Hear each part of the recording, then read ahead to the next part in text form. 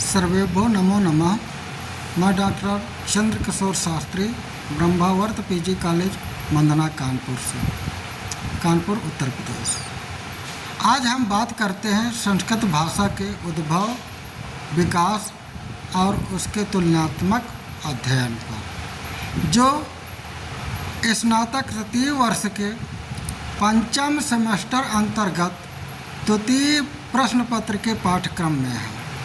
तो देखते हैं कि प्राचीन भारत की इस देववाणी का सफ़र आदिकाल से वर्तमान तक इसके परिवर्तन और महत्व को समझते हुए एक विस्तृत अध्ययन हम लोग करेंगे। सबसे पहले हम बात करेंगे संस्कृत भाषा का उद्भव एवं विकास।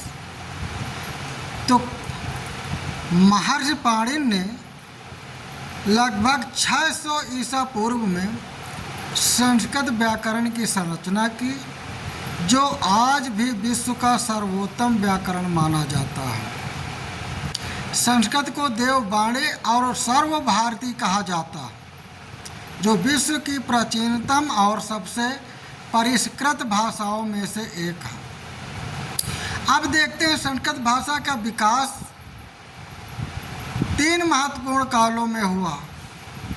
पहला है प्राचीन आर अर्थात वैदिक काल, दूसरा है मध्यकालीन आर अर्थात प्राकृत एवं अपभ्रंश का समय, और तीसरा है आधुनिक आर अर्थात आधुनिक भारतीय भाषाएं। अब बात करते हैं संस्कृत भाषा के ऐतिहासिक संदर्भ पर।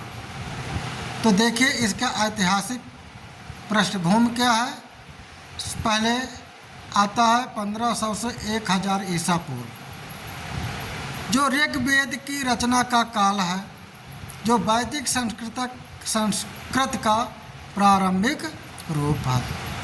दूसरा है 600 ईसा पूर्व, पाणिनि द्वारा अष्टाध्यायी की रचना की गई इस समय में, जिसने संस्कृत व्याकरण को व्यवस्थित किया। और तीसरा है 1786 ईस्वी, जिसमें सर विलियम जोन्स ने संस्कृत की यूरोपीय भाषाओं से समानता पर प्रकाश डाला। और चौथा है वर्तमान, अर्थात संस्कृत को भारत की प्राचीनतम सांस्कृतिक धरोहर के रूप में संरक्षित किया जा रहा है। यह संस्कृत भाषा का ऐतिहासिक संदर्भ और ऐतिहासिक पृष्ठभूमि है। अतः संस्कृत का भारोपी भाषा परिवार से गहरा संबंध है, जिसमें ग्रीक, लैटिन और ईरानी भाषाएं भी शामिल हैं। इस खोज ने आधुनिक भाषा विज्ञान की नींव रखी और भाषाओं के वर्गीकरण को नया आयाम दिया। अब बात करते हैं संस्कृत का वैदिक आरंभ। तो ऋग्वेद से प्रारंभ हुई यह यात्रा मानव सभ्यता के सबसे प्राचीन ग्रंथों में से एक है, जिसने भारतीय चिंतन और दर्शन की नींव रखी। आगे बात करते हैं भाषा परिवर्तन की दिशाएं और कारण क्या हैं। तो सबसे पहले हम बात करेंगे संस्कृत के 2 मुख्य रूप, जिसमें वैदिक संस्कृत अर्थात वैदिक साहित्य में प्रयुक्त और लौकिक संस्कृत अर्थात पाणिनि व्याकरण पर आधारित। दूसरी बात है सामाजिक तथा राजनैतिक कारण, अर्थात विभिन्न राजवंशों का उत्थान पतन, नए शासकों के आगमन से भाषा पर प्रभाव पड़ा। तीसरी बात है क्षेत्रीय प्रभाव। तो इसके अंतर्गत स्थानीय बोलियों का प्रभाव, जिससे प्राकृत और अपभ्रंश भाषाओं का जन्म हुआ। और चौथा है विदेशी प्रभाव, जिसके अंतर्गत विदेशी आक्रमण और व्यापारिक संबंधों से नए शब्दों और ध्वनियों का समावेश हुआ। इस प्रकार भाषा में परिवर्तन हुआ। अब मध्यकालीन समय में प्राकृत और अपभ्रंश भाषाओं का विकास हुआ, जो बाद में आधुनिक भारतीय भाषाओं जैसे कि हिंदी, बंगाली, मराठी आदि के पूर्वज बने। यह परिवर्तन एक प्राकृतिक भाषाई क्रम के रूप में विकसित हुआ। अब देखते हैं ध्वनि परिवर्तन की दिशाएं और कारण क्या हैं। तो सबसे पहले बात करते हैं ध्वनि परिवर्तन के नियम। संस्कृत में ध्वनि परिवर्तन प्राकृतिक और नियमबद्ध थे, जैसे कि स्वरलोप, वावेल ड्रॉपिंग की बात आती है, व्यंजन परिवर्तन, कॉन्सोनेंट शिफ्ट्स की बात आती है, स्वर संधि की बात कही गई है, वावेल हार्मोनी, संयुक्त व्यंजनों का सरलीकरण हुआ है। और दूसरी बात ध्वनि परिवर्तन के कारण क्या है, इस विषय पर बात करें तो ध्वनि परिवर्तन के प्रमुख कारण हैं, जिनमें कि उच्चारण की सहजता की ओर प्रवृत्ति हुई है, क्षेत्रीय प्रभाव और बोलियों का मिश्रण हुआ है, जलवायु और भौगोलिक परिस्थितियाँ हुई हैं, सामाजिक आवश्यकताएं और संवाद की प्रकृति।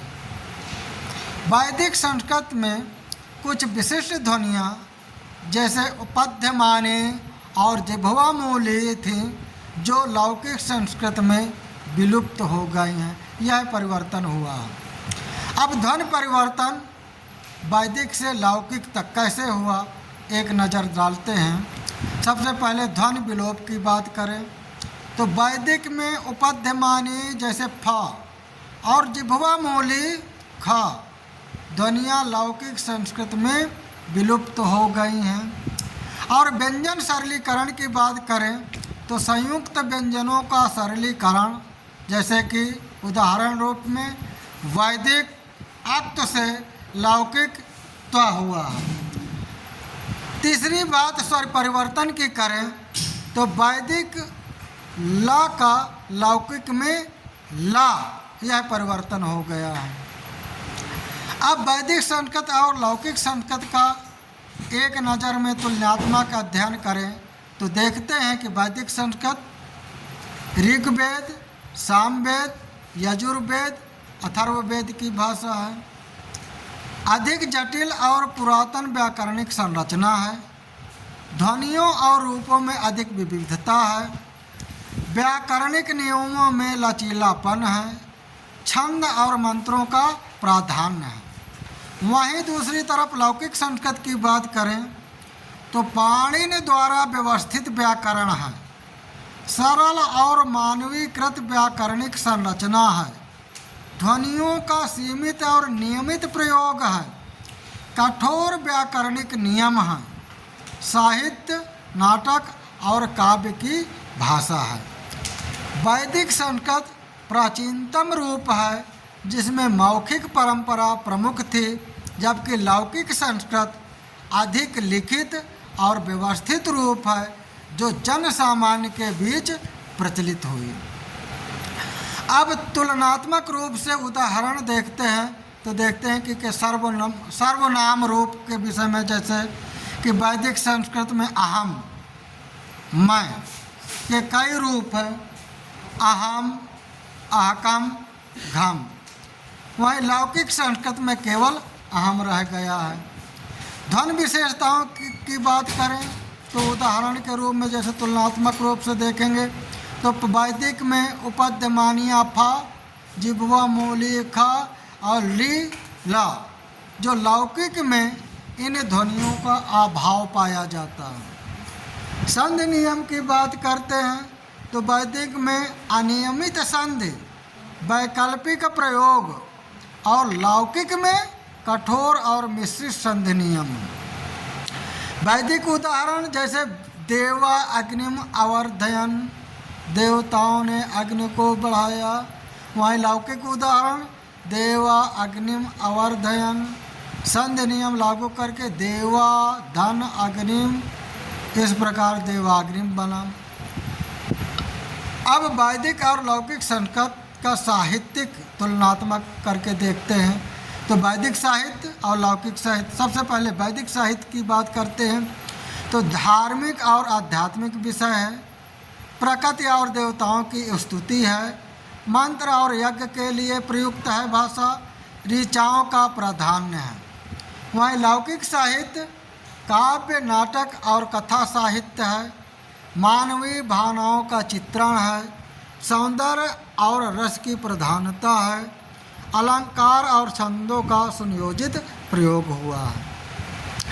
अब बात करते हैं संस्कृत भाषा का समकालीन महत्व इस विषय पर।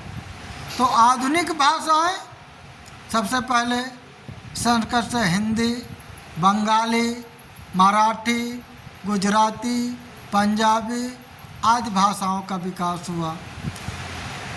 शास्त्रीय ज्ञान की बात करें तो दर्शन, योग, आयुर्वेद और ज्योतिष का मूल स्रोत है। डिजिटल संरक्षण की बात करें तो डिजिटल युग में प्राचीन ग्रंथों का संरक्षण और प्रसार हुआ है। आधुनिक तकनीक के विषय में कंप्यूटर प्रोग्रामिंग के लिए अनुकूल माना जाता है। आध्यात्मिक अभ्यास के मंत्र, ध्यान, योग पद्धतियों में प्रयुक्त है। आज भी भारत में कुछ समुदाय संस्कृत को अपनी दैनिक भाषा के रूप में प्रयोग करते हैं। नए प्रयासों के माध्यम से इस प्राचीन भाषा को जीवित रखने का आज भी प्रयास जारी है। अब हम आते हैं निष्कर्ष पर। संस्कृत भाषा का अमरत्व और सांस्कृतिक धरोहर। तो आप पाएंगे कि संस्कृत भाषा केवल एक प्राचीन भाषा नहीं, बल्कि हमारी सांस्कृतिक पहचान का आधार है। इसमें निहित ज्ञान, विज्ञान और दर्शन आज भी प्रासंगिक हैं। वैदिक और लौकिक संस्कृत के अध्ययन से भाषा विज्ञान, इतिहास और संस्कृत की गहरी समझ मिलती है। इसके संरक्षण से न केवल एक भाषा बल्कि एक समृद्ध विरासत बचेगी। हमें संस्कृत के संरक्षण और उसके प्रचार प्रसार के लिए समर्पित प्रयास करने चाहिए, ताकि यह अमर भाषा सदैव जीवित रहे और भविष्य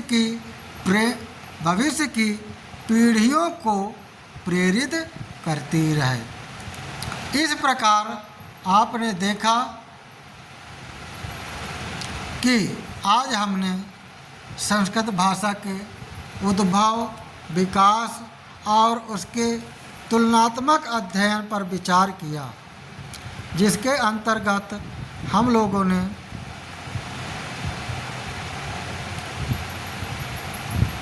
भाषा परिवर्तन की दिशाएं, कारण, ध्वनि परिवर्तन की दिशाएं और कारण, उन सब का तुलनात्मक अध्ययन, और फिर देखा कि भाषा, संस्कृत भाषा का विकास कैसे कैसे हुआ और संस्कृत भाषा का समकालीन महत्व क्या है। वैदिक और लौकिक संस्कृत का साहित्यिक तुलनात्मक आधार और तुलनात्मक उदाहरण के द्वारा पाया कि उसका वर्तमान समय में क्या महत्व है।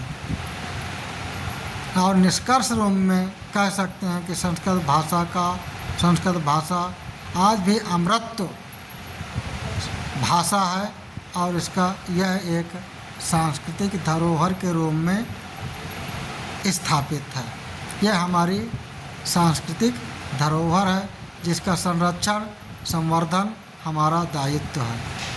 आपके समय और ध्यान के लिए हार्दिक आभार, साधुवाद, धन्यवाद।